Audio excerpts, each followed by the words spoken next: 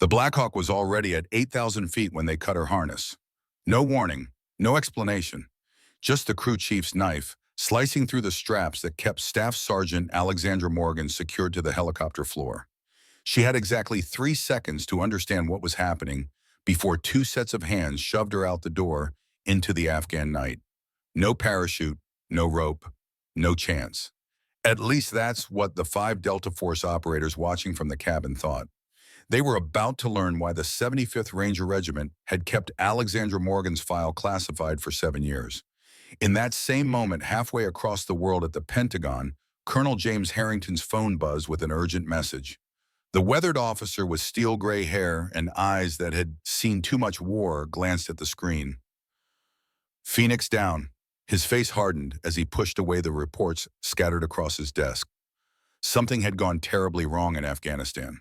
The UH-60 Black Hawk continued its flight path over the Hindu Kush Mountains, rotors slicing through the thin air at altitude. Inside the cabin, Master Sergeant Blake Harmon watched the black emptiness where Morgan had disappeared. The night vision goggles gave his scarred face an eerie green glow as he turned to his team. Mission update, the package has been delivered. The other operators nodded, their faces masks of professional indifference. All except Specialist Thomas Miller, whose fingers tightened almost imperceptibly around his rifle. 8,000 feet below, Alexandra Morgan was falling through darkness, the cold mountain air tearing at her uniform. Most people would scream. Most people would flail. Most people would die. Alex Morgan wasn't most people. 10 years earlier at Fort Benning, Georgia, a younger Alex Morgan stood at attention before Master Sergeant William Wild Bill Westmoreland. At 61, Westmoreland was a living legend in the Rangers. His weathered face told the story of deployments across 3 decades, Bosnia, Grenada, Desert Storm, and countless classified operations during the Cold War. "You think you're ready for Halo training, Morgan?" Westmoreland's voice was gravel and steel. "Yes, Sergeant," she replied, eyes forward. Westmoreland circled her like a predator. 8 Rangers started this course last month. 3 finished. What makes you different? "I don't quit, Sergeant." He stopped in front of her. The late Georgia sun cast long shadows across the training ground. "That's what they all say. But when you're falling through the air at terminal velocity, when your primary chute fails, and you have seconds to deploy your reserve before you become a crater, that's when we learn who's a Ranger and who just wears the tab." What Westmoreland didn't know then was that Alex Morgan had been falling her entire life. Daughter of Master Sergeant Jason Morgan, killed in action during Operation Just Cause in Panama. Her mother, broken by grief, followed him to the grave 2 years later. Alex had grown up a ward of her uncle himself, a retired Army sergeant. "I've read your file," Westmoreland continued. "Former competitive wingsuit flyer. National champion. Why'd you give that up for this?" Alex's eyes never wavered. "My father was a Ranger sergeant. He used to say Rangers lead the way. I intend to honor that." Something in Westmoreland's expression shifted. He'd lost his only daughter in a car accident 5 years earlier. Perhaps he recognized something in Morgan's determination, something familiar in her eyes. "Your father was at Urgent Fury in Grenada. I knew him. Good man." That was the first day Westmoreland took a personal interest in Morgan's training. Not that he made it easier for her. If anything, he pushed her harder, made her jump more, train longer, endure more than the others. He taught her the old ways, techniques developed during the Cold War, when special operators had to function without the technology modern soldiers took for granted. Technology fails, equipment breaks, but this he'd tap his temple, and this he'd thump his chest over his heart. These never fail a true Ranger. On the night of her final qualification jump, when her primary chute had indeed malfunctioned, just as Westmoreland had predicted, Alex hadn't panicked. She'd followed the procedures, deployed her reserve, and landed safely. When she found Westmoreland waiting at the landing zone, she'd thought he might finally offer praise. Instead, he'd said, "Remember this feeling. Someday you might not have a reserve chute. Someday all you'll have is your training and your will to live. When that day comes, remember it's not the speed that kills you, it's the direction of impact. Control that and you might survive." Words that now, a decade later, echoed in her mind as she plummeted through the Afghan night. At 32, Staff Sergeant Alexandra Morgan was the most effective operator in her unit. 5'9", lean and athletic, rather than bulky, with short dark hair and eyes that never seemed to settle on any one thing for long. The kind of woman who could disappear in a crowd or command a room depending on what the mission required. Her personnel file listed impressive qualifications. Expert marksman, advanced survival training, fluent in 3 languages.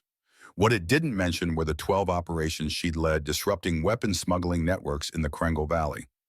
Operations that had eliminated 3 high-value targets and intercepted Soviet-era weapons bound for insurgent groups. Operations that had apparently made her some powerful enemies. Forward Operating Base Chapman hummed with pre-mission activity. The briefing room was stifling despite the late hour.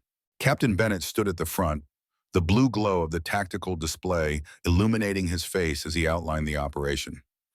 Intelligence has confirmed Ahmed Zarif's location, Bennett said, indicating a compound on the satellite image. High-value target bomb maker facilitator, responsible for 3 KIA last month. Alex sat apart from the others, methodically checking her gear. 5 years in the Rangers had taught her that the quiet moments before a mission were when death liked to introduce himself. Delta Team will handle the ground assault, Bennett continued, nodding toward the 5 operators lounging at the back of the room. Staff Sergeant Morgan, you're sitting this one out. Alex looked up, hands still working on her equipment. Sir, orders from command. Delta needs the flight hours and terrain familiarization. You're riding along as observer only, no ground ops. The Delta Force team, led by Master Sergeant Blake Harmon, looked like they'd been carved from the same block of granite. All sharp angles and barely contained violence. Harmon himself had the kind of face that suggested he collected knife fights as souvenirs. Alex caught the eye of Specialist Diego Rivera, her usual tech support. His expression said everything. Something's wrong. After the briefing, Alex found a quiet corner to make a call. Westmoreland answered on the 3rd ring, his voice thick with sleep. Wild Bill's taxidermy. You kill it, we fill it. Despite the situation, Alex almost smiled. It's Morgan. Kid, it's dark 30 here. This better be good. I've been benched on a high-value target mission. Delta's taking point. They want me as terrain familiarization only. A long pause. Delta, huh? Which unit? Operational Detachment Alpha, led by Master Sergeant Blake Harmon. Another pause, longer this time. When Westmoreland spoke again, his voice had lost all traces of sleep. Listen carefully. Harmon was investigated after an operation in Fallujah went sideways. 3 Rangers died. Nothing was proven, but there were questions about missing weapons from an insurgent cache. Alex felt a cold weight settle in her stomach. You think he's dirty? I think wolves don't change their nature just because they put on sheep's clothing. Watch your 6 Morgan. And remember what I taught you about backup comms and contingency plans. The line went dead. Alex stared at her phone for a long moment before heading to the armory. If she was just observing, she shouldn't need more than a standard combat load. She took double. Rivera found her there loading magazines into her tactical vest. This stinks, he said without preamble. You've led 16 operations in the Korangal. Now suddenly you're taxi service. Alex slipped another magazine into her vest. Orders are orders. Yeah, well, I added something to your kit. Rivera handed her what looked like a standard tactical radio. It's got a built-in recorder and emergency beacon. Old-school tech broadcasts on frequencies most modern systems ignore. Something I've been working on. You think I'll need it? Rivera's expression was grim. I think someone's trying to sideline one of our best operators during a mission to capture a high-value target with known connections to Soviet-era weapons dealers. Make your own conclusions. Alex nodded, securing the device. Watch yourself while I'm gone. If this feels wrong to both of us, there's a reason. The tarmac thrummed with activity as the Black Hawk prepared for departure. The Hindu Kush Mountains rose like broken teeth against a sky so clear it hurt to look at it. Alex positioned herself near the door gunner, ostensibly to observe the terrain, but really because it gave her the best field of view and quickest access to her sidearm if needed. The Delta team filed in, taking positions around the cabin with practiced efficiency. Harmon nodded to Alex, his expression unreadable behind his tactical gear. At precisely 2300 hours, the Black Hawk lifted off rotors, beating the thin mountain air into submission. The night vision goggles made everyone look like prehistoric insects in the green-tinted darkness. 20 minutes into the flight, the intercom crackled. Approaching phase line Alpha, the pilot announced. 3 minutes to target. That's when Harmon stood up. The movement was casual, as if he was stretching, but Alex's hand drifted toward her sidearm. In the green wash of her night vision, she saw him signal his team. Small gestures, nearly invisible, but she'd learned to read violence in all its languages. Morgan, Harmon's voice came through her headset, conversational, despite the rotor noise. You know what your problem is? She turned slightly, keeping her peripheral vision on the other Delta operators who were shifting position, creating a box around her. Enlighten me.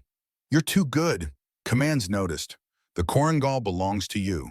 Every warlord, every smuggler, every fighter knows the female ranger who walks their mountains like she was born there. He moved closer, and now Alex could see the others adjusting their positions, creating a perimeter around her. That kind of reputation is bad for business. Whose business? Alex asked, buying time while her mind ran through options. 5 operators, confined space, 8,000 feet up. The math wasn't good. The kind that pays better than Army salary. His hand moved to his knife, not threatening, just resting there. Zarif isn't just a bomb maker, he's a facilitator, weapons information. He moves it all, and he pays handsomely to anyone who removes obstacles. The pieces clicked into place with sickening clarity. This wasn't a mission. It was an execution. How much, she asked? 100,000 each plus future considerations. Harmon actually smiled. Nothing personal, Morgan. You're just too effective. The smuggling routes need to stay open, and you keep closing them. So you throw me out of a helicopter and tell everyone it was an accident. Equipment malfunction. Happens all the time in these mountains. Harness fails, soldier falls. Tragic accident. Full military honors. He pulled the knife free, its blade black against the green night vision world. Unless you want to make this difficult. Alex's mind processed a dozen scenarios in the space between heartbeats. She could fight, but 5-on-1 in a confined space would end badly. She could call for help, but the pilots might be in on it. The knife moved faster than thought, slicing through her harness straps with surgical precision. Before she could react, hands grabbed her arms, her vest lifting and pushing in one coordinated motion. The Black Hawk's door yawned open beside her, and Alex Morgan fell into the void. In that moment of free fall, time seemed to slow. The cold air whipped past her face as gravity accelerated her body toward the unforgiving earth below. But while most people would panic, Alex Morgan's training kicked in with machine-like precision. Terminal velocity for a human body in standard position is approximately 120 miles per hour. But Alex wasn't in standard position. She'd spent years as a competitive wingsuit flyer before joining the Rangers. She knew how to manipulate her body in free fall, how to create drag and control her descent. She spread her arms and legs, creating maximum surface area. The tactical jacket she wore, a modified design based on Westmoreland's Cold War-era specifications, had extra material under the arms and between the legs.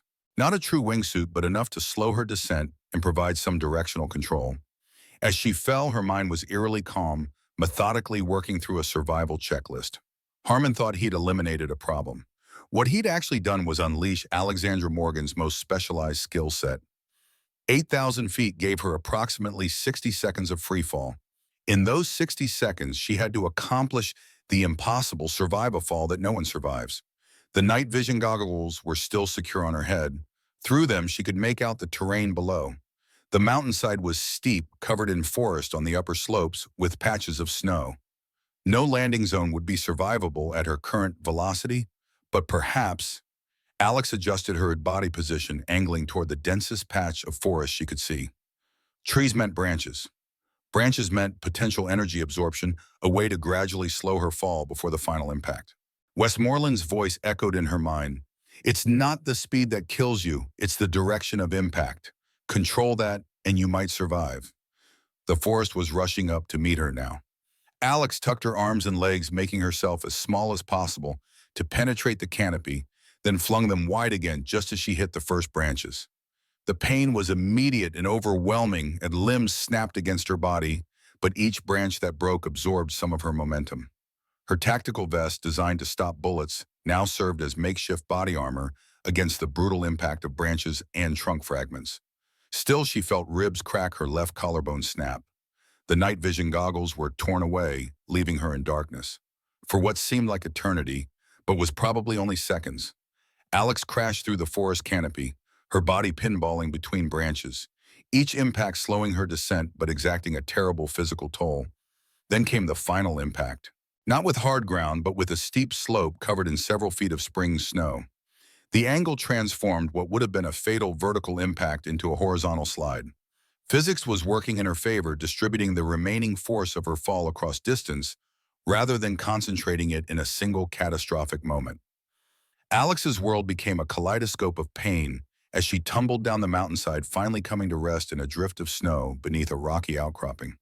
For several minutes she lay perfectly still, her breath forming small clouds in the cold mountain air. The fact that she was breathing at all was a miracle, or rather it was the result of extensive training, specialized knowledge, and an absolute refusal to die on someone else's terms. Slowly, methodically, Alex took inventory of her injuries. Left collarbone definitely broken. At least 3 ribs cracked. Right knee twisted, possibly torn ligaments. Countless cuts and bruises. Likely concussion based on the nausea and double vision. Serious but not immediately fatal. She could move, she could think, she could fight. And Staff Sergeant Alexandra Morgan very much intended to fight. With careful movements that sent lightning bolts of pain through her body, Alex reached into a hidden pocket of her tactical vest. The recording device Rivera had given her was still there, still functioning. It had captured everything: Harmon's confession, the sound of her harness being cut the moment she was pushed from the aircraft. Evidence. Proof of treason and attempted murder. But evidence only mattered if she survived long enough to deliver it. And right now, survival was far from guaranteed. Alex knew the Delta team wouldn't leave loose ends. Once they completed their mission, they would come looking for her body to ensure there was nothing left to find. She needed to move to find shelter, to create distance between herself and the inevitable search. Using techniques Westmoreland had drilled into her during SEER training, Alex fashioned a makeshift sling for her broken collarbone from strips of her undershirt. She applied pressure bandages from her med kit to the worst of the lacerations. The military-grade painkillers would keep her functional for about 6 hours. After that, she'd be running on pure determination. The night was clear but brutally cold at this elevation. Exposure would kill her as surely as her injuries if she didn't find proper shelter. Alex oriented herself using the stars identifying the North Star through a gap in the trees. The nearest American outpost was approximately 20 miles southeast, an impossible journey in her current condition. But 7 miles east lay a small village where she'd built connections during previous operations. If she could reach it, there might be help to be found, or at least a warm place to plan her next move. With a grunt of pain, Alex pushed herself to her feet. Every part of her body screamed in protest, but she forced herself to take one step, then another. Rangers didn't quit. Rangers led the way, even when that way was a desperate nighttime trek across hostile mountain terrain with a broken body and killers on her trail. At the Pentagon, Colonel James Harrington stared at his secure phone, a cold dread settling in his stomach. The message "Phoenix Down" was a distress code established decades ago during the Cold War, used only in the most dire circumstances.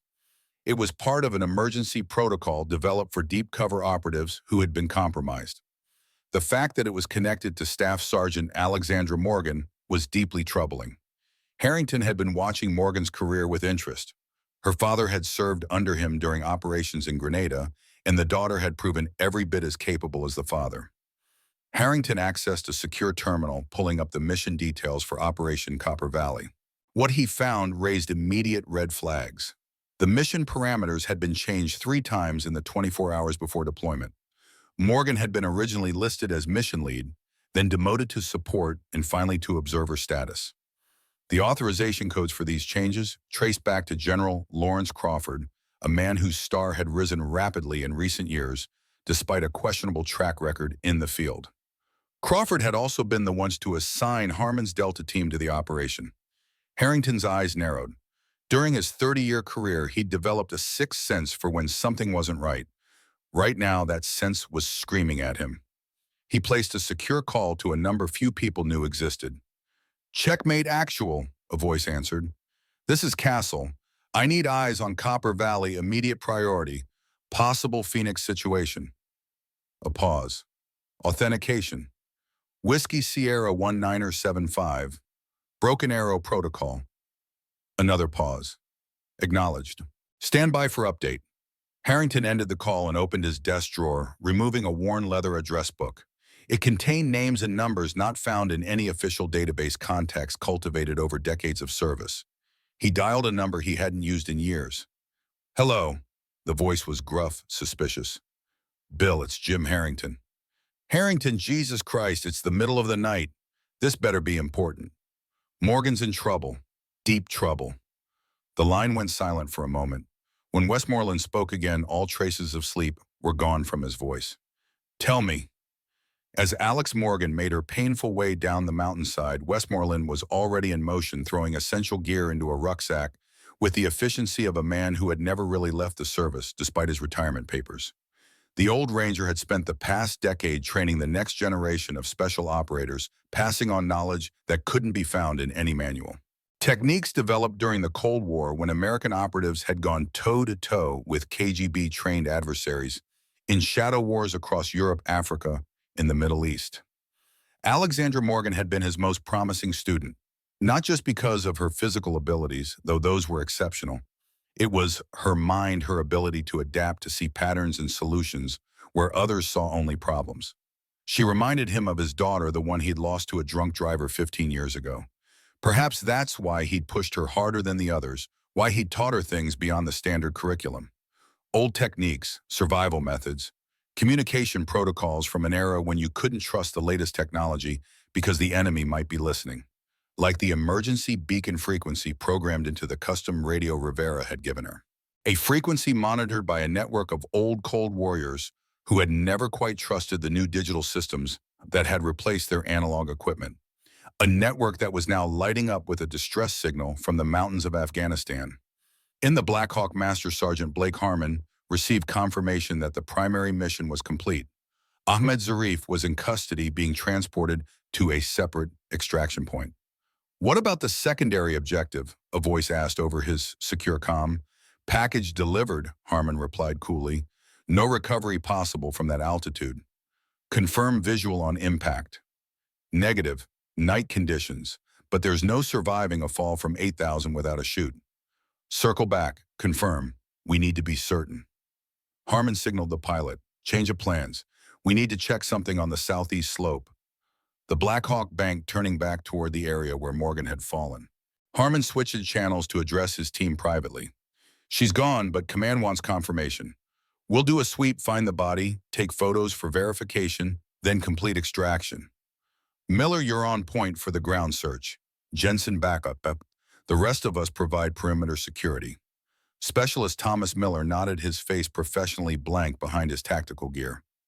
But something in his eyes had changed since watching Morgan get thrown from the aircraft.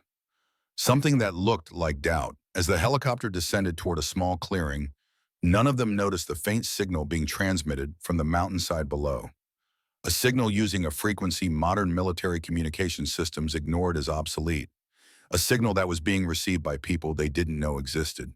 People who had spent the Cold War preparing for exactly this kind of betrayal. Alex Morgan had covered less than 2 miles when she heard the distinctive thump of helicopter rotors echoing across the valley. She immediately sought cover, crawling beneath the rocky overhang just as searchlights began sweeping the mountainside. They were looking for her body. And if they found her alive instead, they would ensure she didn't stay that way. Through the pain-induced haze, Alex's training took over. Westmoreland's voice in her head, when the enemy has air superiority, become the ground. She pulled branches and snow over her position, regulating her breathing to minimize the vapor cloud in the cold air. The makeshift camouflage wouldn't hold up to close inspection, but it might be enough to avoid detection from the air. The helicopter circled lower, its searchlight, illuminating patches of forest and snow. Alex could make out the silhouette of the Black Hawk against the night sky, the same aircraft she'd been thrown from less than an hour ago. The irony wasn't lost on her. The Black Hawk settled into a small clearing about half a mile from her position. Through gaps in the foliage, Alex could see figures disembarking, their movements precise and tactical. They were setting up a search pattern, spreading out to comb the area where they expected to find her broken body. They wouldn't find a body, but if she didn't move, they would eventually find her. With agonizing care, Alex began to crawl away from the search zone, staying low, using natural depressions in the ground for cover. Each movement sent fresh waves of pain through her injured body, but she pushed through it, focusing on the mechanics of silent movement rather than the pain. A training exercise from Fort Benning flashed in her mind. Westmoreland had broken her collarbone during a particularly brutal close-quarters combat drill. Rather than sending her to medical, he'd made her complete the course. In the real world, he'd said, "You don't get to tap out because you're hurt. You adapt, you overcome, you complete the mission despite the pain." She'd hated him that day. Now she silently thanked him as she applied those lessons to stay alive. The search team was methodical, using their night vision gear to scan the forest floor and lower branches for signs of impact. They were professionals, thorough and disciplined. But they were looking for a dead woman, not a living one with decades of survival training. That mistake would cost them. Alex reached a small stream, its icy water flowing beneath a thin crust of ice. Perfect. Water would mask her heat signature from thermal imaging and help obscure her trail. With a silent apology to her broken body, she slid into the frigid current, using the streambed as a path away from her pursuers. The cold was shocking, immediately numbing her extremities and making her injured ribs seize in protest. But the physical pain was nothing compared to the burning rage that had taken root inside her. These men, her supposed brothers in arms, had betrayed not just her, but everything the uniform stood for. They had sold their honor, their oath, their country for money. They had tried to kill her to protect a smuggling operation that was putting weapons in the hands of America's enemies. Alex Morgan had never considered herself particularly patriotic in the flag-waving, slogan-shouting sense. Her patriotism was quieter, more practical. It was about doing the job, protecting her team, completing the mission. But this betrayal, this was personal. This was an attack not just on her, but on everything she had dedicated her life to protecting. As she pulled herself from the stream nearly a mile later, shivering uncontrollably, but well clear of the search zone, Alex made herself a promise. She would survive. She would recover. And then she would bring the full weight of justice down on Blake Harmon and everyone connected to his operation. Rangers led the way, and Alexandra Morgan was about to lead these traitors straight to hell. At Fort Bragg, William Westmoreland was boarding a C-17 transport aircraft, accompanied by a hand-picked team of former Rangers.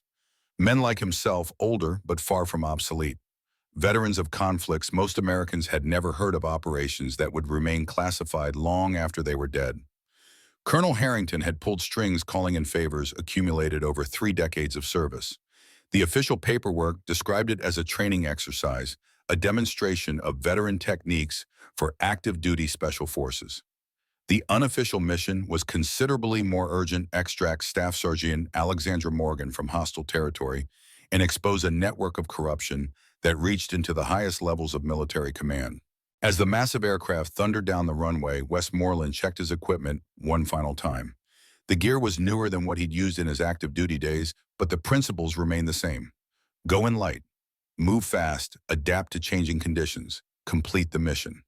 His team consisted of 5 former operators, all men he had served with, men he trusted with his life, men who had jumped at the chance to get back in the game, especially when they learned the mission involved saving one of their own from betrayal.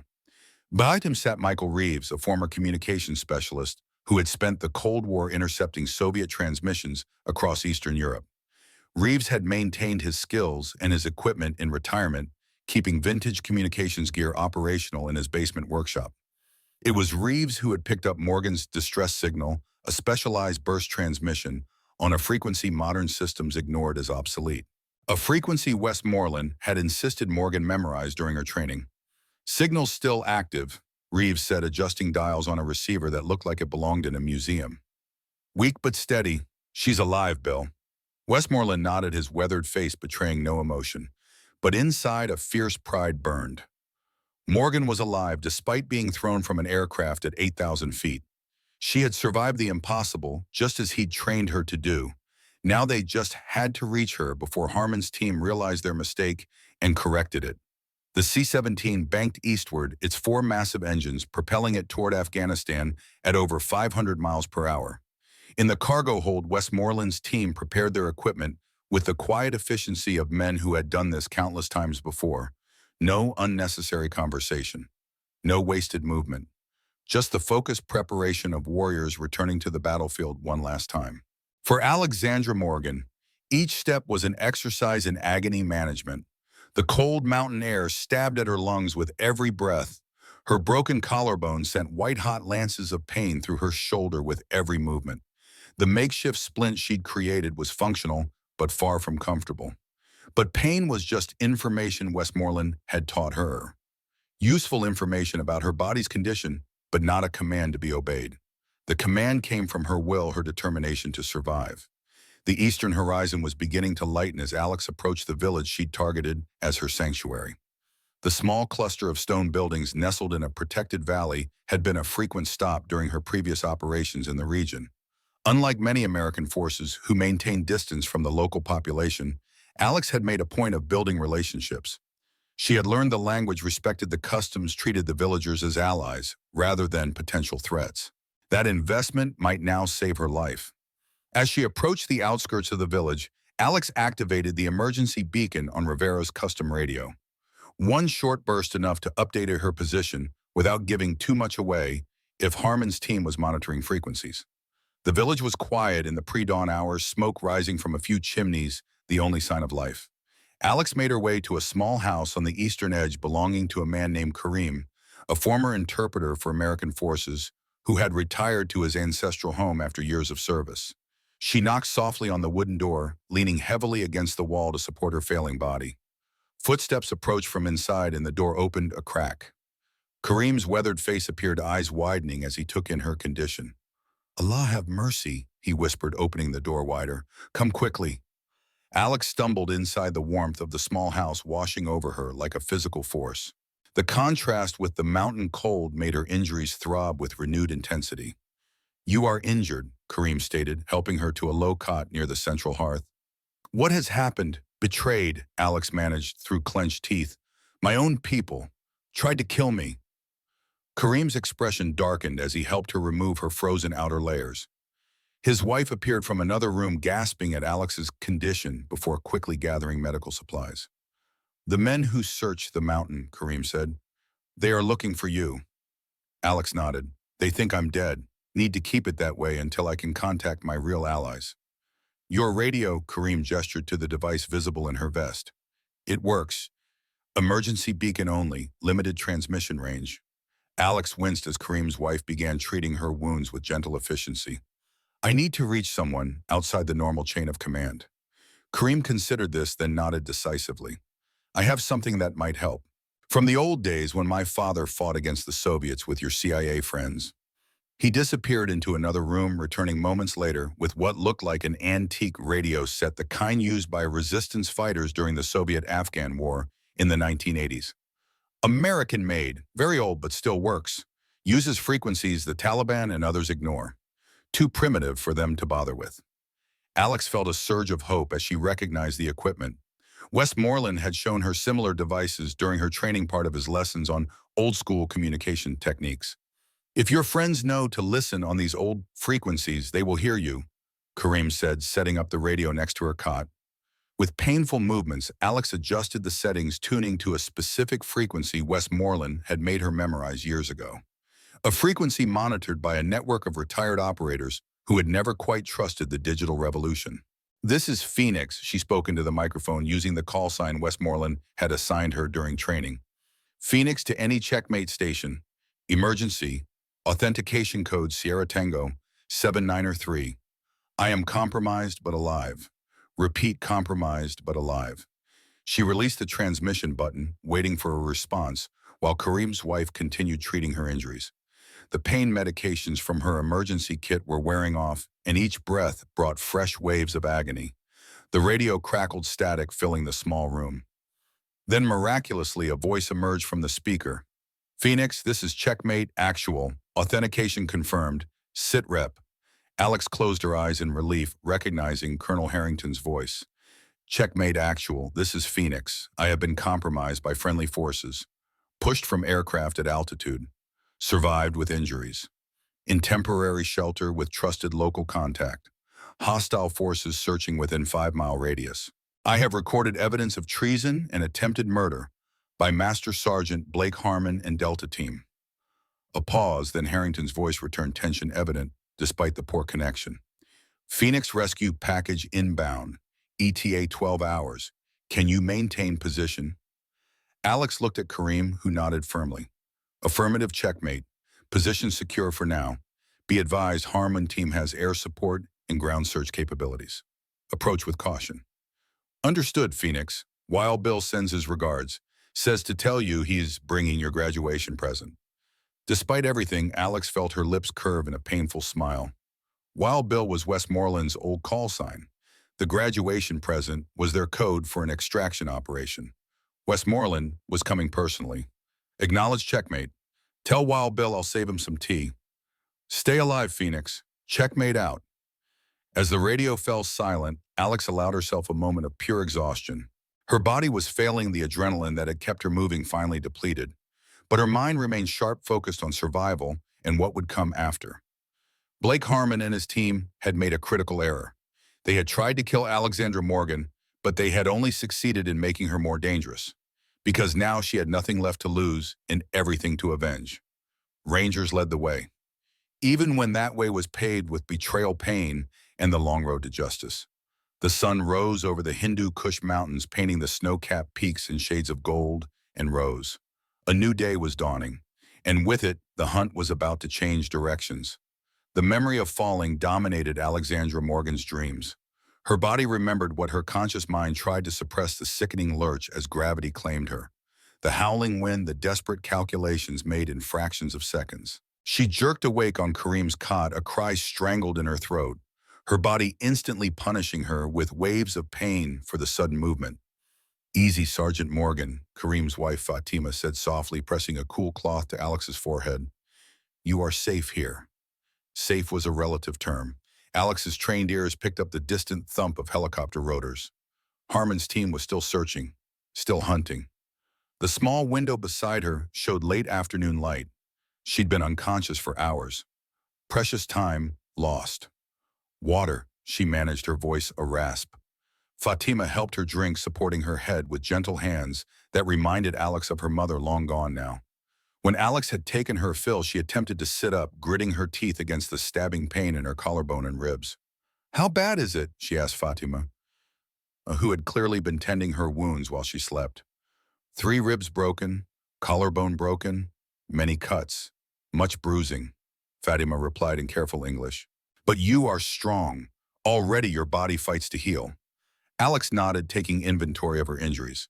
The makeshift splint on her collarbone had been replaced with a more professional binding. The worst of her cuts had been cleaned and bandaged. She was still in terrible shape, but marginally better than before. My equipment. Safe, Kareem answered, entering the room with a steaming cup of tea. Your special radio still sends its signal. Your weapons are clean and ready. Alex accepted the tea with her good hand. Thank you, both of you. I know the risk you're taking. Kareem's weathered face creased in a smile. You have protected our village many times, Sergeant Morgan. You respect our ways. The others, they see only potential enemies. You see people. The simple truth of his words touched Alex more deeply than she expected. In this moment of betrayal by her own countrymen, the loyalty of these Afghan villagers was a powerful reminder of why her mission mattered in the first place. The helicopter sounds grew louder, then began to fade again. Another search pattern. They weren't giving up. They will not find what they expect to find, Kareem said, following her gaze toward the window. My son has laid false trails, pieces of cloth blood from a goat. They will chase ghosts while you regain your strength. Alex nodded appreciatively. Kareem had been an interpreter, but before that he had fought against the Soviets as a young man. He understood counterintelligence tactics. I need to check in, she said, reaching for the old radio set. With careful movements, Alex adjusted the settings and transmitted another brief message.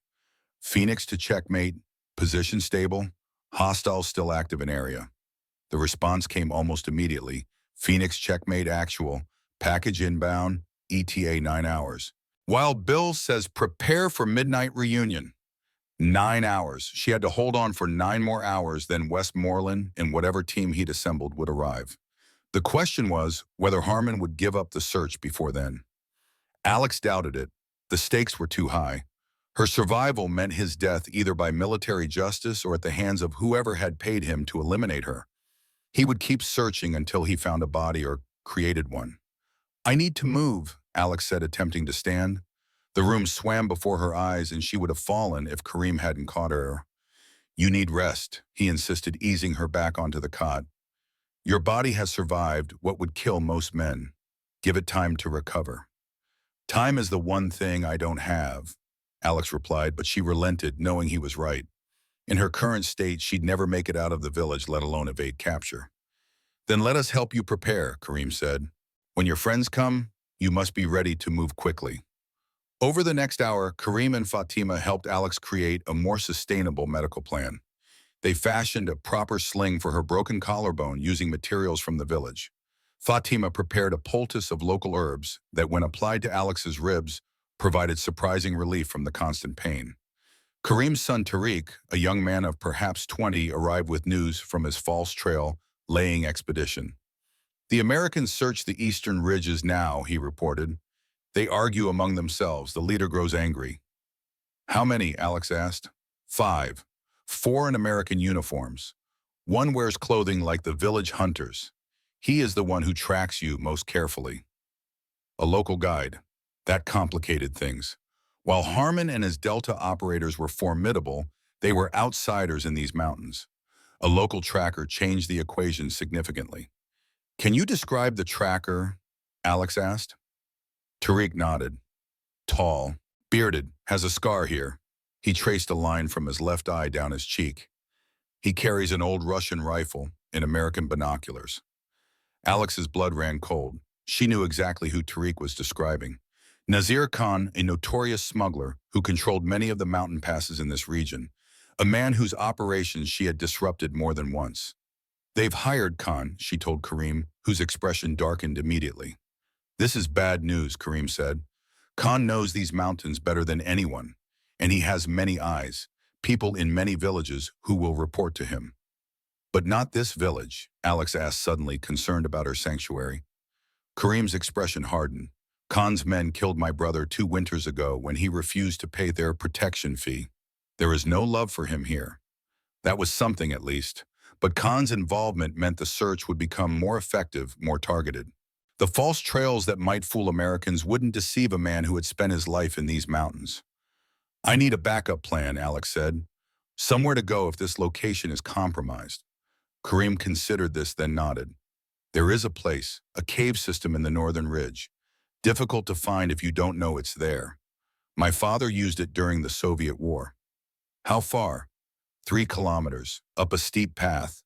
In her current condition, 3 kilometers of mountain terrain might as well be 30, but options were limited and having a fallback position was basic tactical sense. Show me on a map, Alex said. As Kareem sketched the route on a piece of paper, Alex's mind returned to her fall from the helicopter. The physics of it still amazed her. Terminal velocity for a human body in freefall position was approximately 120 miles per hour. The trees had slowed her descent, and the snow-covered slope had transformed a vertical drop into a horizontal slide, distributing the impact force over distance rather than concentrating it at a single point. Survivable barely, but only because of her specialized training and background. Westmoreland's voice echoed in her memory. In free fall, your body becomes an airfoil. Control the shape, control the fall. She had been controlling falls her entire adult life. From competitive wingsuit flying to military halo jumps, Alex Morgan had turned falling into an art form. The irony wasn't lost on her that the very skill Harmon had tried to use to kill her had been the key to her survival. The day wore on, the shadows lengthening across Kareem's small home. Alex forced herself to eat the simple but nourishing food Fatima prepared, knowing her body needed fuel to heal. She checked and rechecked her equipment, ensuring the recording device still contained the evidence of Harmon's treason. Everything came down to that recording. Without it, this became a case of her word against a decorated Delta Force commander. With it, she had proof of a conspiracy that reached into the highest levels of military command. As darkness fell, Alex heard the helicopter return its searchlight, sweeping the valley below the village. Closer this time. Too close. They expand their search, Kareem said grimly, peering through a narrow gap in the window covering. Khan must have found something. Alex's hand went to her sidearm, checking it for the dozenth time. If they found her here, she wouldn't go quietly. But a firefight would endanger Kareem and his family, people who had risked everything to help her. I should leave, she said. Draw them away from the village. Kareem shook his head firmly. In darkness, with your injuries, you would not make it half a kilometer before they found you. He was right, but the alternative might be worse. If Khan connected her to this village, everyone here would be at risk. The helicopter made another pass lower, this time its downdraft rattling the windows of the small house. Then abruptly it veered away, heading toward the southern mountains. A diversion, Kareem surmised. Something to draw them off. Alex nodded, relief washing through her. Someone was helping them, perhaps other villagers who shared Kareem's dislike of Khan, or perhaps something else entirely. The radio crackled to life, startling them both. Phoenix, checkmate, Rook. Do you copy? The voice was unfamiliar but used proper authentication codes. Alex grabbed the handset. Phoenix copies. Go ahead, Rook. Package arrival accelerated. ETA 3 hours. Confirm extraction point. 3 hours. Westmoreland had found a way to reach her sooner than expected. A surge of hope cut through the pain and exhaustion. Confirm village location as primary extraction. Be advised hostiles have local tracker Nazir Khan. A pause, then. Understood, Phoenix. Wild Bill says Khan is an old acquaintance. Prepare for noisy reunion. Alex couldn't help the small smile that tugged at her lips. Westmoreland had history with Khan. That was a story she looked forward to hearing, assuming she lived long enough. 3 hours, Kareem said after she set down the radio. We must prepare you for travel. Over the next hour, they created a more sustainable medical setup for Alex's injuries. Kareem fashioned a better sling using materials from the village. Fatima prepared a mixture of local herbs and military-grade painkillers that, when combined, provided significant relief without the mental fogging that came with higher doses of opiates. Tariq returned with news that the helicopter had landed on the southern ridge. They established a base camp, he reported. The Americans argue with Khan. The leader struck one of his own men. Dissension in the ranks. Interesting. Alex filed that information away, wondering which of Harmon's team was having second thoughts about hunting down a fellow American soldier. In the village, Alex asked, any signs they suspect I'm here? Tariq shook his head. They focus on the southern caves. Khan believes you would seek natural shelter, not human help. A reasonable assumption for someone who didn't know her history with this village. Alex had cultivated relationships with local communities precisely because most American forces neglected to do so, creating an intelligence advantage her enemies consistently underestimated. 2 hours to extraction. Alex forced herself to her feet, ignoring the protests from her battered body. She needed to test her mobility to see what she was capable of if things went sideways. The simple act of walking across Kareem's small home sent waves of pain radiating from her broken ribs and collarbone. But it was manageable. The herbs and medication were doing their job. She could move, could function. Not at full capacity, but enough to survive. Next, she checked her weapons. The 9mm Beretta was clean and loaded with 2 spare magazines. Her combat knife was secure in its sheath. Not much of an arsenal against 5 Delta operators and a local militia leader, but it would have to do. The recording device was still functioning, its small green light confirming that the evidence of Harmon's betrayal remained intact. That evidence was more important than her life now. It had to reach Colonel Harrington, had to expose the corruption that had led to this moment. 1 hour to extraction. Alex sat by the window watching the village for any signs of Khan's approach. The night was clear stars blanketing the sky above the Hindu Kush Mountains. In another context, it might have been beautiful. Your friends? Kareem asked, settling beside her. How will they come? Quietly if possible, Alex replied, but prepared for a fight if necessary. Kareem nodded, his weathered face thoughtful. Your Wild Bill. He is important to you. Alex considered the question. He trained me, pushed me harder than anyone, saw something in me I didn't see in myself. A father figure, Kareem observed. I suppose so. My real father died when I was young. Westmoreland. He filled some of that void. Kareem smiled. It is good to have such bonds. They give us strength when our bodies fail us. The sound came without warning, a sharp crack that echoed across the valley, followed by the distinctive report of a high-powered rifle. A second later, the night erupted with gunfire. The southern ridge, Kareem said, peering through the window. Someone attacks the Americans. Alex joined him at the window, wincing as her sudden movement aggravated her injuries. In the distance, she could see muzzle flashes on the ridge where Harmon had established his base camp. A firefight was underway. "Not your friends?" Kareem asked. Alex shook her head. "Too soon, and Westmoreland wouldn't announce himself like that." Another possibility occurred to her. Local militia Taliban. Kareem considered this possible. Khan has many enemies. Or perhaps, he didn't finish the thought, but he didn't need to. Perhaps this was a diversion created by those loyal to Kareem to draw attention away from the village before the extraction. Whatever the cause, it created an opportunity. With Harmon's team engaged on the southern ridge, the extraction team would have a cleaner approach to the village. The radio crackled again. "Phoenix checkmate Bishop. 30 minutes to your position. Confirm status." Alex grabbed the handset. "Phoenix copies. Position secure. Be advised, firefight in progress on southern ridge. Unclear combatants." "Understood, Phoenix. Wild Bill says that's our doorbell. Prepare for extraction." 30 minutes. Alex gathered her limited equipment, securing the recording device in an inner pocket of her tactical vest. Kareem and his family prepared as well, removing all evidence of her stay in their home. "You have done more for me than I can ever repay," Alex told them as the minutes ticked down. "If there's ever anything you need." Kareem waved away her words. "We are friends, Sergeant Morgan. In these mountains, friendship is more valuable than gold." A soft knock at the door startled them all.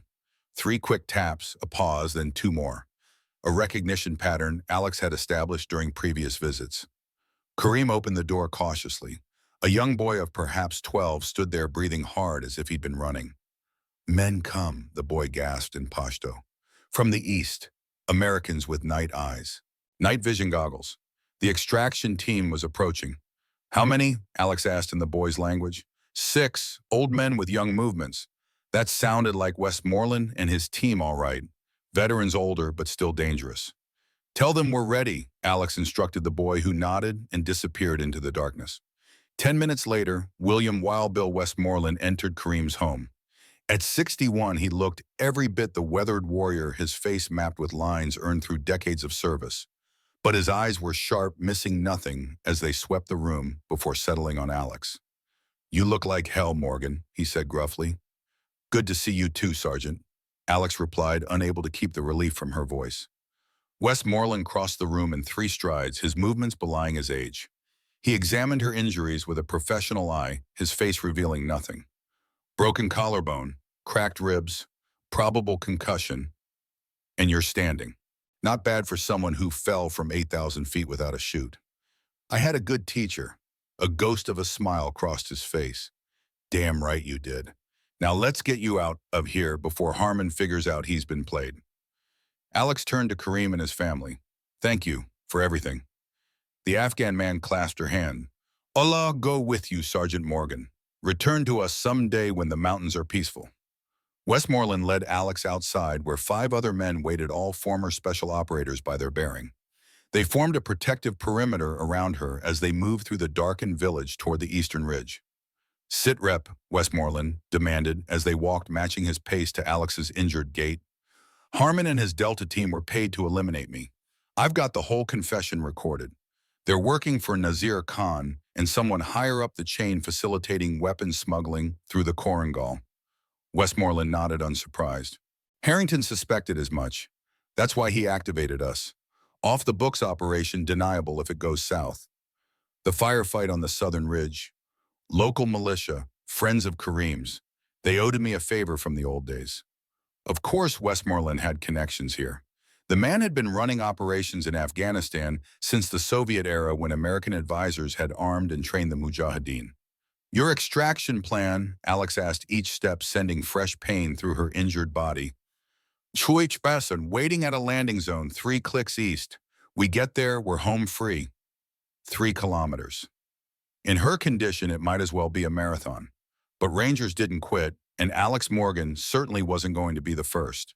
They moved through the darkness with the practiced efficiency of veteran operators. Westmoreland's team had clearly worked together before communicating with hand signals and maintaining perfect spacing. 2 men on point 2, covering the flanks, one watching their 6 with Westmoreland, himself staying close to Alex. The terrain grew steeper as they left the village behind, climbing toward the extraction point. Alex's breathing became labored, each inhalation sending sharp pains through her broken ribs. Sweat beaded on her forehead despite the cold night air.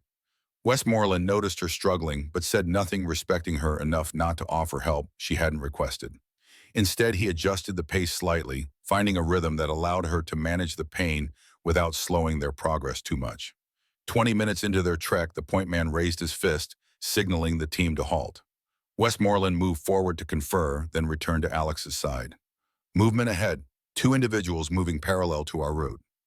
Khan's men, Alex asked. Possibly, or village hunters. Either way, we avoid contact if possible. They adjusted their route, moving higher up the ridgeline to bypass the unknown individuals. The new path was steeper, more challenging. Alex gritted her teeth against the pain, focusing on placing one foot in front of the other. Halfway up the incline, her injured knee buckled. She would have fallen if Westmoreland hadn't caught her arm, steadying her with a grip that was firm but careful of her injuries. "I've got you," he said quietly. "I can make it," she insisted. He nodded, never doubting her. "I know you can, but there's no shame in leaning on your team when you're injured." Coming from Westmoreland, who had pushed her to complete training exercises with broken bones, it was a significant concession. Alex accepted his support, letting him take some of her weight as they continued upward. The ridge crested to reveal a small plateau, perfect for helicopter landing. The extraction point. They'd made it. Westmoreland directed his team to establish a perimeter while he helped Alex to a sheltered position behind a large boulder. 15 minutes to pick up, he said, checking his watch. "How's the pain?" "Manageable," Alex lied, knowing he could see through it but would respect the fiction. He reached into his pack, removing a small medical kit. "Army's got better drugs these days. This will help without fogging your mind." The injection worked quickly, dulling the worst edges of the pain without the disconnected feeling of stronger opiates. Alex felt her breathing ease as the medication took effect.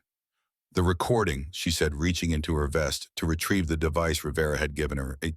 "You need to hear this." Westmoreland took the device, his expression grave as he listened to Harmon's confession through a small earpiece. His face hardened with each word, decades of disciplined control barely containing his anger. "Treason," he said, finally returning the device to her. "Pure and simple." "There's more to it," Alex said. "Harmon mentioned future considerations beyond the money. Someone higher up is involved. Harrington thinks it might go all the way to General Crawford. He's been pushing for expanded operations in sectors where Khan's smuggling routes run." The pieces were falling into place. Crawford creating a pretext for military presence that actually facilitated smuggling rather than preventing it. Harmon and his team as the ground-level operators. Khan providing local knowledge and connections.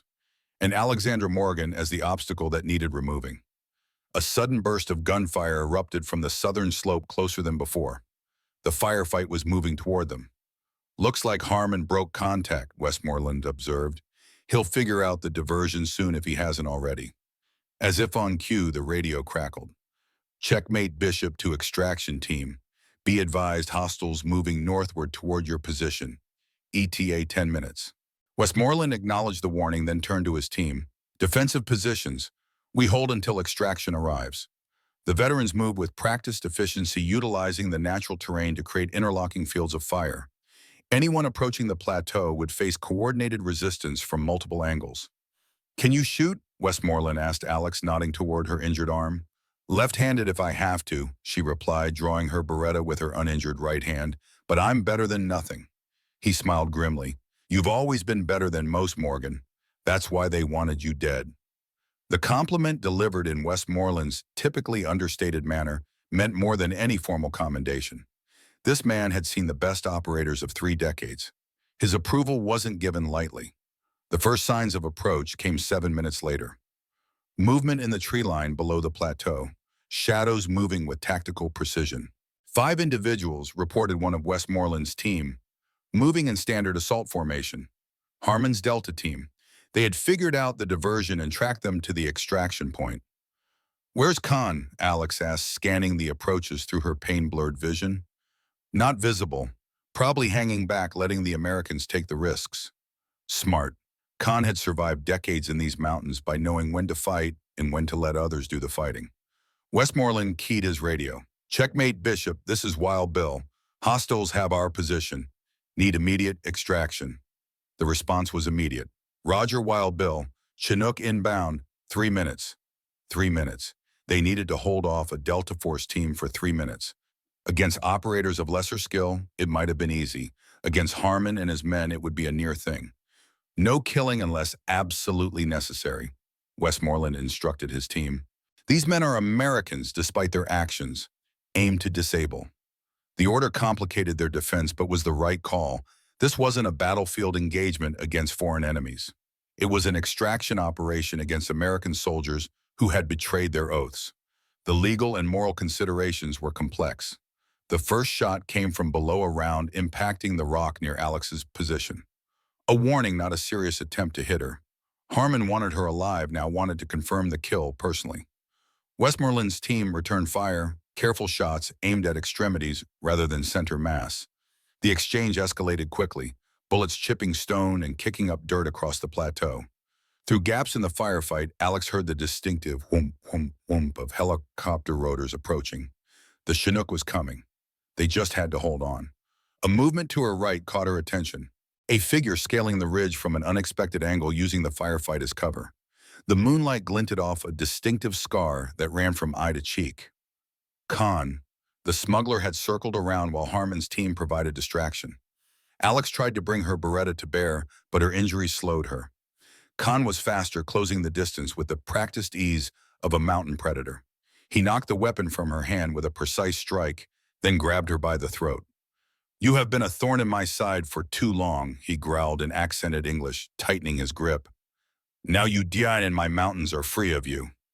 Alex struggled against his grip, her injured body betraying her as pain flared across her broken ribs and collarbone.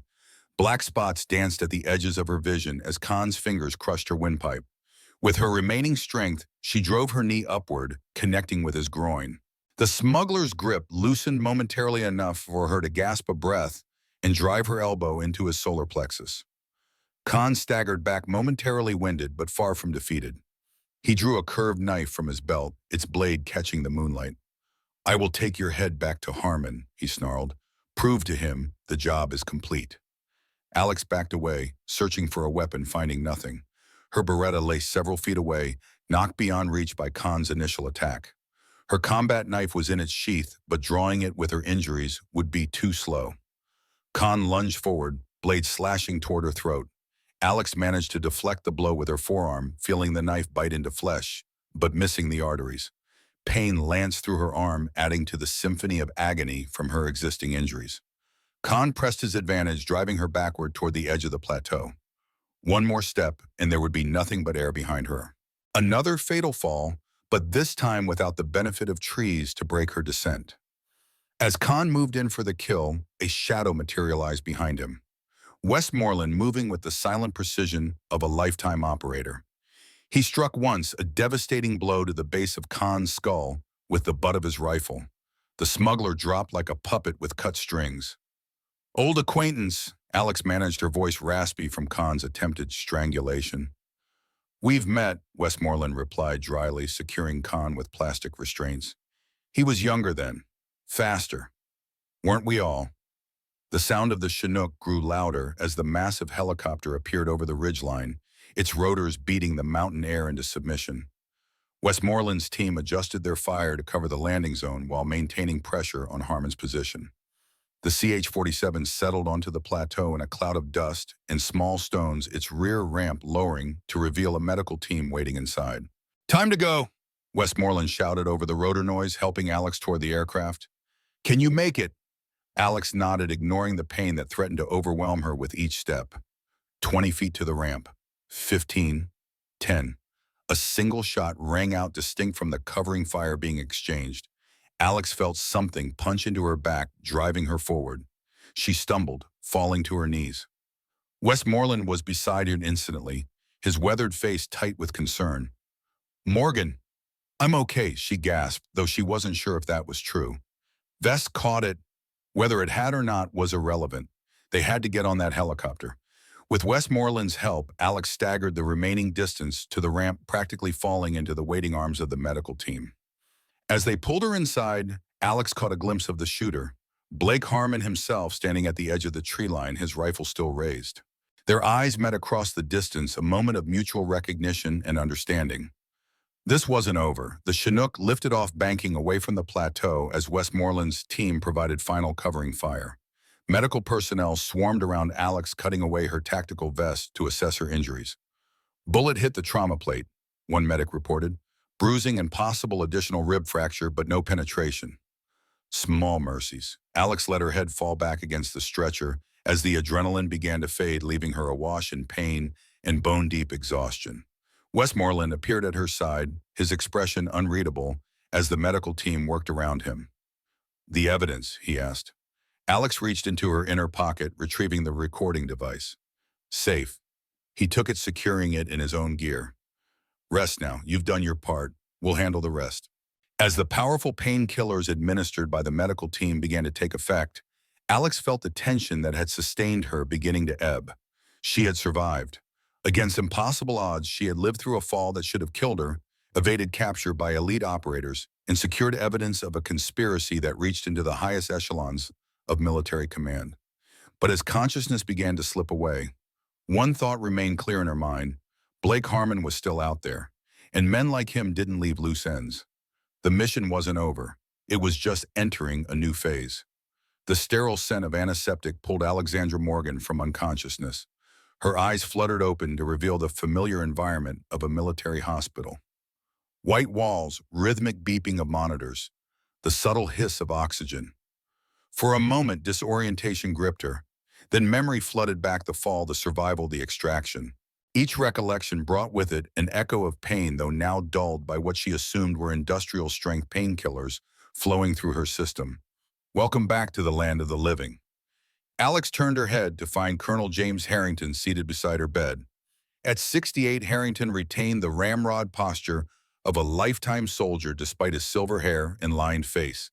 His eyes, however, held the same sharp intelligence they had 30 years ago when he'd served with her father. "How long?" Alex managed, her throat raw. "3 days," Harrington replied, pouring a small cup of water and helping her drink. "You've been in and out, more out than in. Doctors say you're lucky to be alive." "Doesn't feel like luck," she muttered, becoming increasingly aware of the catalog of pain beneath the medication. 4 broken ribs, fractured collarbone, torn ACL, concussion, various lacerations and contusions. Harrington recited her injuries with clinical precision. "And that's just from the fall. The gunshot impact fractured another rib, and Khan's attempt to strangle you bruised your larynx." "When you put it that way, I sound fragile." A ghost of a smile touched Harrington's face. "On the contrary, Morgan. The medical team said anyone else would be dead. Several times over." Alex adjusted her position slightly, wincing as pain flared through her ribs despite the medication. "The recording, safe and damning. Harmon's confession is clear enough to hang him and his entire team." "What about Khan?" "In custody at Bagram. He's talking, trying to cut a deal. Mentions of General Crawford keep coming up." Alex nodded, unsurprised. The conspiracy went high, just as they'd suspected. "Where are we?" she asked, realizing she didn't know which medical facility she was in. "Landstuhl Regional Medical Center, Germany. You were airlifted here after initial stabilization in Afghanistan." Harrington leaned forward. "You're safe, Morgan, for now." The qualifier wasn't lost on her. "For now," Harrington's expression turned grave. "Crawford has influence, significant influence, and friends in Washington. The moment he realizes we have evidence against him, he'll move to contain the situation." "Contain, nice euphemism for kill." "Precisely, which is why we're keeping your survival quiet for now. Officially, Staff Sergeant Alexandra Morgan died in a helicopter accident in Afghanistan. Training mishap. Very tragic." Alex processed this information. Being officially dead had tactical advantages, especially when the people trying to actually kill you believed the cover story. Westmoreland, coordinating security with some old colleagues. Men from his generation who understand loyalty still means something. Harrington checked his watch. He should be here soon. As if summoned by his name, William Westmoreland appeared in the doorway. He'd exchanged his tactical gear for civilian clothes, but nothing could disguise the warrior's bearing that defined him. "About time you woke up," he said gruffly, crossing to her bedside. His eyes, however, revealed relief that contradicted his tone. Had us worried. Takes more than a fall from 8,000 feet to keep me down. Alex replied, attempting a smile that turned into a grimace as pain shot through her ribs. Apparently. Westmoreland turned to Harrington. Security perimeter is established. My people have control of all access points to this wing. If Crawford's people come, we'll know. Harrington nodded, satisfied. Good. We need 48 hours to complete the documentation and secure the necessary arrest warrants. What about Harmon and his team? Alex asked. Off-grid, Westmoreland replied. They reported equipment failure led to your death, then requested immediate reassignment. Currently listed as on leave pending new orders. Running, Stackers translated, or regrouping, Harrington suggested. Either way, they're out of our immediate concern. Alex wasn't so sure.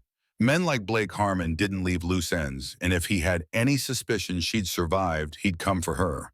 But arguing the point wouldn't change their security protocols, so she shifted focus. The evidence, where is it now? Being processed through secure channels, Harrington replied. I have contacts in the Inspector General's office who can be trusted. Once the documentation is complete, we'll move simultaneously against Crawford and Harmon. It was a good plan. Clean, efficient, by the book. It would fail. Alex had seen enough corrupt officials evade justice to know that the system could be manipulated by those with sufficient power and connections. Crawford hadn't reached his position without building a network of influence and protection. Traditional channels, even supposedly secure ones, could be compromised. But this wasn't the time to voice such concerns, not when she was flat on her back in a hospital bed, barely able to move, without pain shooting through her broken body. Get some rest, Harrington advised, rising from his chair. We'll talk more when you're stronger. After they left, Alex lay staring at the ceiling, her mind working, despite the fog of painkillers. The official story gave her an advantage. Being dead meant no one was looking for her, but it also limited her options. She couldn't access her regular resources or contacts without revealing her survival. She needed to heal, needed to regain her strength, because instinct told her this fight was far from over. 2 days passed in a haze of medical examinations, physical therapy assessments, and carefully managed pain medication. Alex pushed herself in small ways, testing the limits of her injured body, preparing for whatever might come. On the third morning, Westmoreland appeared with civilian clothes and a wheelchair. Time to move, he announced without preamble. What's happened? Alex asked, immediately alert. Crawford's aide was seen at Ramstein Air Base yesterday. Could be coincidence.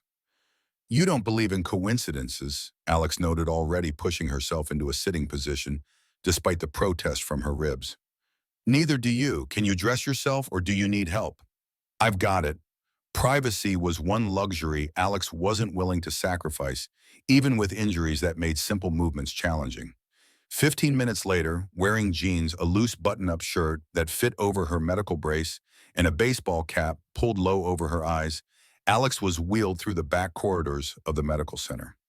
Westmoreland pushed the chair while one of his former ranger colleagues walked ahead, another behind, creating a protective bubble around her. They exited through a service entrance where a nondescript van waited.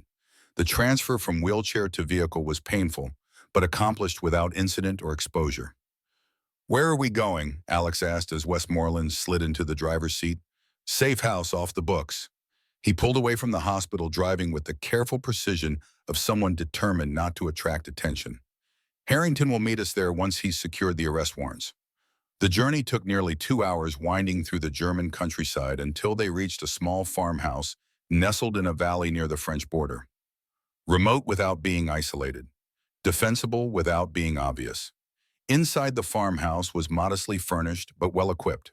Medical supplies were arranged on the kitchen table. Communications equipment occupied one corner of the living room. Weapons were conspicuously present, but not ostentatiously displayed. Cold War-era CIA safe house, Westmoreland explained as he helped Alex to a comfortable chair. Officially decommissioned in the 90s, unofficially maintained by people who understood the value of having places the system doesn't know about. People like you, Alex observed, people who learned that sometimes the greatest threats come from within. The statement hung in the air between them, laden with unspoken history. Alex had always suspected Westmoreland's career had included operations too sensitive for official acknowledgement. Now she was benefiting from the network and resources he'd built during those years. The next 24 hours passed in relative calm. Alex continued her self-imposed physical therapy, pushing her recovery while being careful not to re-injure herself. Westmoreland's team maintained security with professional efficiency, rotating watches, and regularly checking the perimeter.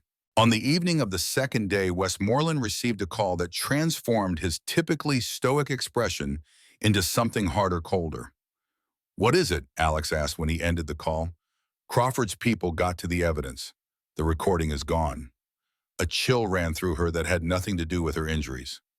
Gone. Seized as part of an ongoing investigation. Official channels compromised just as we feared. Westmoreland's jaw tightened. "Harrington is on his way here. He's being followed." The implications were clear. Their carefully constructed plan had failed. Worse, they had led Crawford's people directly to them. "How long?" Alex asked, already mentally cataloging available weapons and escape routes. 2 hours, maybe less. "And our backup?" "Limited. Most of my contacts have been monitored since the extraction. Crawford's people are thorough." Alex forced herself to her feet, ignoring the pain that radiated from her mending ribs and collarbone. "Then we need a new plan, one that doesn't rely on official channels or external support." Westmoreland studied her with an expression that mingled concern and professional assessment. "What do you have in mind?" "Crawford wants the evidence destroyed and witnesses eliminated. Let's give him a chance to do exactly that, but on our terms." A slow smile spread across Westmoreland's weathered face as understanding dawned. "A trap." "With me as the bait," Alex confirmed. "Crawford doesn't know I survived. That's our advantage. You're in no condition for direct confrontation." "I don't need to be. I just need to be visible enough to draw them in and smart enough to control the engagement." Westmoreland considered this his tactical mind working through the implications. "It could work, but it's high risk. Higher risk than waiting for them to find us here with limited resources and compromised security." He conceded the point with a nod. "What do you need?" "First, we need to warn Harrington without alerting his followers. Then we need to set the stage for Crawford's people to find exactly what they expect: a wounded witness who can be easily eliminated." Over the next hour, they developed the plan. It was elegant in its simplicity, relying on fundamental human psychology rather than complex tactics. People saw what they expected to see. Crawford's people expected a wounded, vulnerable target attempting to hide. They would provide exactly that appearance while preparing a very different reality. Harrington arrived 90 minutes later alone.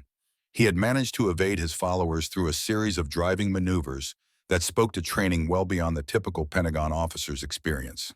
"They've moved faster than anticipated," he reported grimly. "Crawford has initiated an internal investigation into unauthorized operations in Afghanistan. He's positioning himself as the one uncovering corruption rather than perpetrating it." "Classic misdirection," Westmoreland observed, "while he hunts down the actual evidence and witnesses." "Precisely. And he has resources I hadn't anticipated. Military intelligence assets have been redirected to this operation without proper authorization."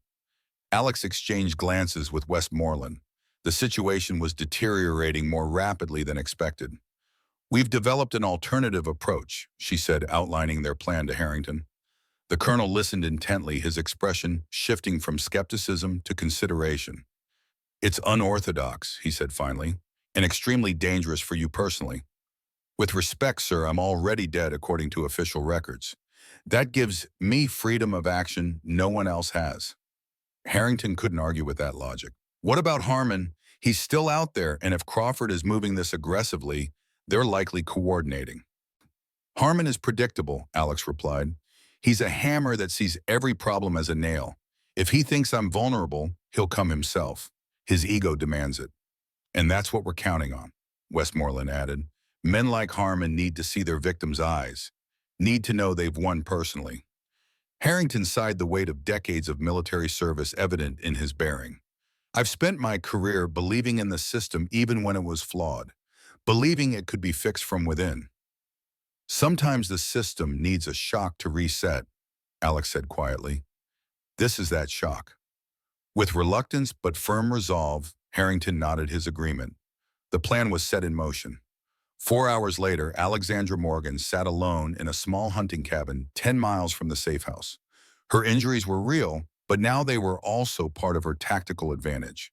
Crawford's people would expect her to be diminished vulnerable. They would approach with confidence bordering on arrogance. They would be wrong. The cabin had been carefully prepared. Sight lines established, approaches monitored, escape routes secured. Most importantly, multiple recording devices had been hidden throughout the structure, each on independent power sources with remote transmission capabilities. If Crawford's people came to silence her, they would instead provide the very evidence they sought to destroy. Westmoreland and Harrington were positioned nearby but out of sight, coordinating the operation through encrypted communications. Their presence was both reassurance and tactical necessity. In her current condition, Alex couldn't handle multiple adversaries alone, but she could serve as the perfect bait.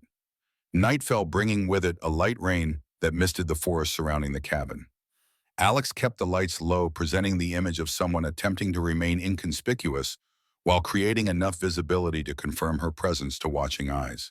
The waiting was always the hardest part. Despite years of operational experience, the quiet moments before engagement still tested her discipline. Her injuries added another layer of challenge, each small movement a reminder of her physical limitations. At precisely 22:17, the proximity sensor hidden in the trees 200 yards east of the cabin triggered. Someone was approaching. The careful pattern of movement suggested military training rather than local hunters or hikers. "Contact east," Alex murmured into her concealed microphone. "Single individual, tactically advanced." Westmoreland's voice came through her earpiece. "Acknowledged, holding position." The plan called for allowing the first individual to approach unchallenged. They needed to confirm identity and intent before engaging. Alex positioned herself in the cabin's main room, deliberately favoring her injured side, presenting the image of a wounded soldier unaware of imminent threat. Through the cabin's windows, she maintained situational awareness while appearing casual to any observer. Movement at the tree line, a shadow detaching itself from the darkness. The figure paused, scanning the cabin with practiced precision, then advanced using available cover. Professional, methodical. As the figure drew closer, features became discernible through the rain and darkness. The distinctive build and movement pattern were unmistakable. "Harmon," Alex confirmed quietly, approaching solo from the east. "Overconfident," Westmoreland assessed. "Just as we predicted." Alex allowed herself a grim smile. Blake Harmon, Master Sergeant, Delta Force operator. Predator had come personally to finish what he'd started. His pride demanded nothing less. When Harmon reached the small covered porch, Alex moved to the cabin's kitchen area, keeping the main room in her peripheral vision. The door opened slowly, cautiously, revealing Harmon's silhouette against the night. He entered with weapon drawn, sweeping the room with practiced efficiency. Alex allowed herself to be discovered, feigning startled surprise. "You're supposed to be dead," Harmon said, his voice carrying the flat affect of a man who had crossed moral lines so many times he no longer recognized their existence. "Sorry to disappoint," Alex replied, deliberately shifting to highlight her injuries. Harmon advanced into the room, maintaining tactical distance, his weapon trained center mass. "You're full of surprises, Morgan. Surviving that fall, evading capture, making it back to friendly territory." A cold smile touched his lips.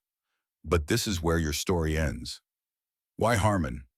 Why betray everything for money? The question was calculated to engage his ego, to keep him talking, while the recording devices captured every word. Crawford might have seized the original evidence, but they were creating new, more damning material with every passing moment. "Money was just the beginning," Harmon replied. "Crawford has plans, big plans, the kind that makes certain people very rich and very powerful, the kind that rewrite the rules of engagement.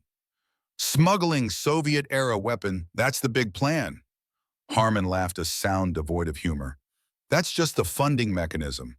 The real operation involves reshaping regional power structures, creating controlled instability, the kind that justifies permanent American military presence and unlimited defense contracts." As he spoke, Alex noted movement through the window behind him. Additional figures approaching from the west. Crawford's people right on schedule. "And you're just a good soldier following orders," Alex said, keeping Harmon engaged while monitoring the new arrivals. "I'm a realist. The world doesn't run on honor and duty, Morgan. It runs on power. Crawford understands that. He's positioning himself and his allies for the next phase of American military engagement. The smart play is to be on the winning side. And what about the oath you took to support and defend the Constitution against all enemies, foreign and domestic? Something flickered in Harmon's eyes. Not remorse exactly, but perhaps recognition of how far he had strayed from the path he'd once walked. Idealism dies hard, doesn't it, Morgan? Even after they threw you from a helicopter. He adjusted his grip on his weapon. I'll make this quick. Professional courtesy. The cabin door opened behind him. Two men entered, both wearing civilian clothes, but moving with unmistakable military precision. One Alex didn't recognize. The other was familiar from Pentagon briefings, Lieutenant Colonel Richard Foster, General Crawford's aide and presumed enforcer. Harmon, Foster acknowledged. I see you found our loose end. Just finishing the job, Harmon replied without taking his eyes off Alex. Should have been completed in Afghanistan. Foster surveyed the scene, his cold gaze assessing Alex with clinical detachment. Staff Sergeant Morgan, officially deceased. Impressive survival from your training accident. His tone made the euphemism clear. Unfortunately, your miraculous recovery ends tonight. Crawford sent his errand boy, Alex goaded deliberately provocative. Couldn't face me himself. Foster's expression hardened. General Crawford is securing his position while we clean up this mess. A mess that now includes you, Harmon, and anyone else who can connect him to unauthorized operations in Afghanistan. The statement hung in the air for a moment before its implications registered with Harmon. His expression shifted from confidence to confusion, then to the dawning realization of betrayal. What are you talking about? Harmon demanded, his weapon still trained on Alex, but his attention now divided. You're a loose end too, Master Sergeant, Foster explained with cold efficiency. Too many connections to questionable activities. The general is implementing a clean slate protocol. Alex watched the dynamic shift exactly as they had planned. Crawford was eliminating all witnesses, including his own operatives. Classic counterintelligence procedure, turning assets into liabilities. That wasn't the arrangement, Harmon said, tension evident in his posture. I've been loyal, effective. And now you're a liability, Foster countered. Nothing personal, just operational security. The second man with Foster had drawn his weapon, aiming not at Alex but at Harmon. The Delta operator recognized the threat, his training kicking in as he swiftly adjusted position, using Alex as a partial shield while maintaining awareness of both new threats. The room had transformed into a three-way standoff. Exactly the scenario Alex had anticipated. Now came the delicate part, managing the chaos that would follow. Seems like General Crawford doesn't value loyalty, Alex observed, deliberately pouring fuel on the fire. First, he betrays his oath to the Constitution, then his promises to his own people. Foster's eyes narrowed. Enough talk. This ends now. What happened next unfolded with the surreal clarity that often accompanied combat situations. Foster nodded to his companion, who fired at Harmon. The Delta operator returned fire while simultaneously shoving Alex toward the kitchen. Bullets tore through the cabin as the three men engaged in a lethal triangle of fire. Alex took the momentum from Harmon's push and directed it toward the pre-planned extraction point, a concealed trapdoor beneath the kitchen table, leading to a root cellar and tunnel system dating back to Prohibition. As she dropped through the opening, pain flaring from her injuries, she heard the distinctive report of a high-powered rifle from outside the cabin. Westmoreland providing covering fire from his concealed position. The underground passage was low and narrow, forcing Alex to move in a hunched position that aggravated her healing ribs. But pain was a luxury she couldn't afford as she navigated the tunnel by the dim light of a small tactical flashlight. 100 yards brought her to the exit point, a concealed opening in a dry creek bed, 50 yards from where Harrington waited with their extraction vehicle. As Alex emerged into the rainy night, the sounds of gunfire continued from the direction of the cabin. Status, Harrington asked as he helped her into the vehicle. Foster turned on Harmon. Three-way engagement initiated, Westmoreland providing overwatch. Alex settled into the seat, breathing through the pain. Recording devices. Transmitting to 3 separate secure servers. We have everything. Harmon's confession, Foster confirming Crawford's involvement, the whole conspiracy laid bare. Relief flooded through Alex. Whatever happened back at the cabin, the evidence was secure. Multiple copies distributed through channels Crawford couldn't reach or control. Westmoreland, she asked, concern for her mentor evident in her voice. Extracting via secondary route. We'll rendezvous at Checkpoint Delta in 30 minutes. Harrington started the engine. You did good, Morgan. Played it perfectly. As they drove away from the scene, Alex allowed herself a moment of reflection. The plan had worked, but at what cost? More violence, more bloodshed, the necessary evil of confronting corruption that had become too powerful to address through conventional means. 30 minutes later, they arrived at a small airfield where a private jet waited. Westmoreland was already there, his tactical gear exchanged for civilian clothes that couldn't hide the warrior's bearing. Foster? Alex asked as they boarded the aircraft. Dead, Westmoreland replied simply. Harmon too. They eliminated each other while my team extracted the recording devices. A clean end, if not a happy one. Alex felt no joy in the deaths, even of men who had betrayed their oaths and tried to kill her. But she recognized the necessity. Some cancers could only be removed surgically. The jet took off, heading east toward American airspace. Harrington spent most of the flight coordinating with trusted contacts in Washington, preparing for what would come next. Westmoreland cleaned his weapons with methodical precision, a ritual that seemed to center him after combat. Alex stared out the window at the Atlantic, passing beneath them, her thoughts on the future. The evidence they had secured would expose Crawford's conspiracy, but the aftershocks would ripple throughout military command. Good people would be caught in the blast radius. Systems would be questioned. Trust already fragile would be further eroded. Yet there was no alternative. Corruption at this level couldn't be allowed to fester. 3 weeks later, Alexandra Morgan stood in a private Pentagon briefing room. Her injuries were healing, though the doctors said some of the damage would likely be permanent. A small price for surviving what should have been unsurvivable. Across the table sat the Secretary of Defense, flanked by the Joint Chiefs and several Justice Department officials.